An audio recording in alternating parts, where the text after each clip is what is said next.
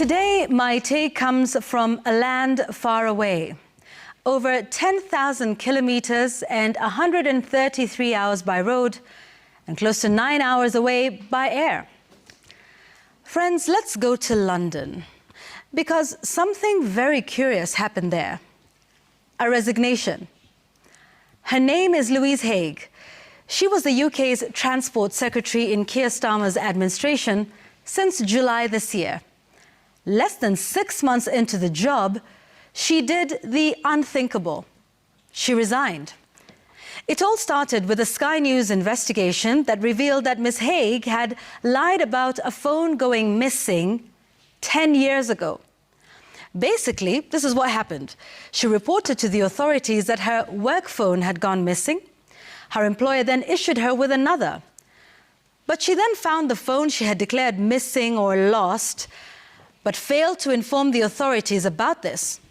So the police caught up with this lie, and she pleaded guilty to lying, or in legal parlance, fraud by misrepresentation. She was discharged with no further action. It was also revealed that her employer conducted an investigation into her actions, but she resigned, terming the probe unfair. Now, all of this happened 10 years ago, in 2014, before she joined politics and before she joined Keir Starmer's cabinet. Immediately this was revealed by the media, she resigned. You see, there is something in the UK called government ethics standards, and it became clear that she failed to disclose this minor 10-year-old infraction to the ethics and standards team.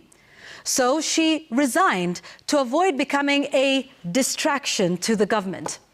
In her resignation letter to the Prime Minister, she said, and I quote, "I remain totally committed to our political project, but I now believe it'll best be served by my supporting you from outside government." End of quote. First of all, is Ms. Haig mad?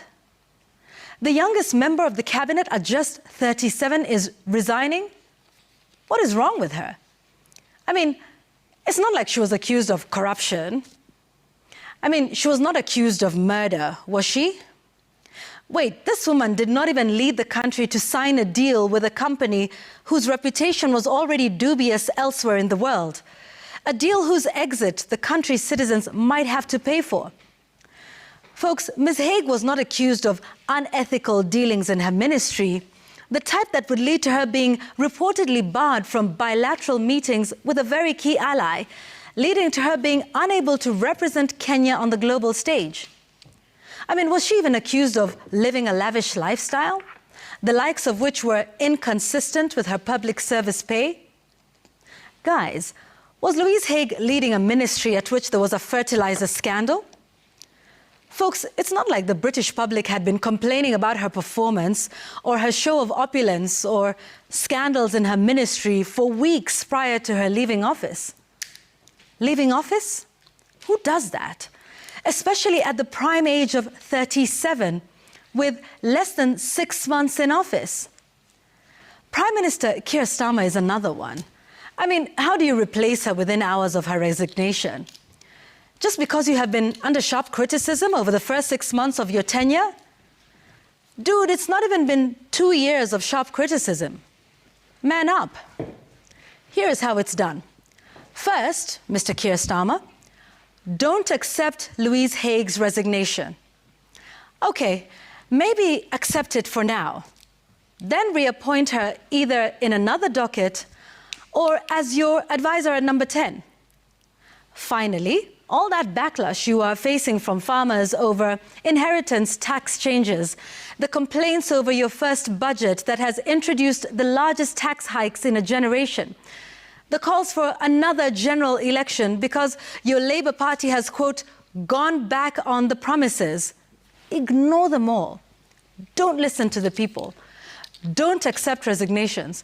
And for heaven's sake, do not even think of resigning yourself. In fact, here's what you should do. Invite Kemi Badenoch, the first black woman to head the Conservatives, to the table. Give the Conservatives some cabinet positions. Call it broad-based. Oh, no, wait. I'm sorry. You're the Englishman. I'm sure you can come up with many other synonyms for it, like, say, all-embracing, or whatever. I'm sure you'll come up with something. And voila, all sorted. Easy peasy.